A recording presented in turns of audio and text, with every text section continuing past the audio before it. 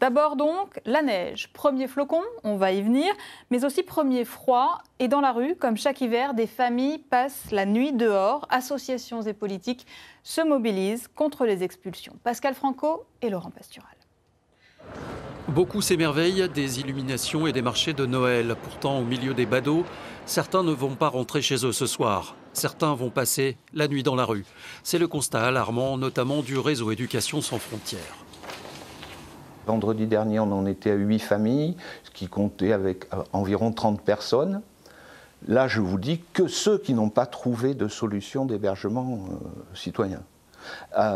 Et la plus jeune des personnes, c'était un bébé de quelques mois. Une situation récurrente à Clermont-Ferrand. Entre les mois d'avril et de juillet dernier, en moyenne 90 personnes par jour ont été hébergées à la Maison du Peuple.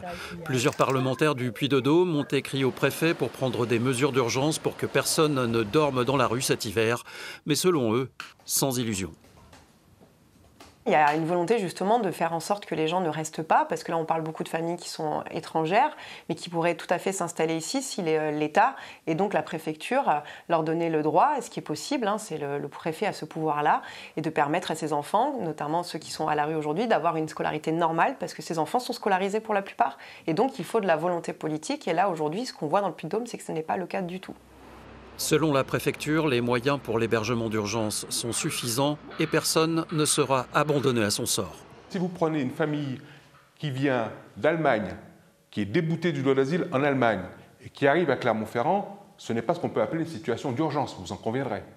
Et même dans cette situation-là, nous examinons la question de la vulnérabilité. Et en fonction de la vulnérabilité, des dispositions sont prises, des propositions sont offertes, y compris dans les dispositions d'hébergement pour préparer le retour pour les personnes qui sont déboutées du droit d'asile.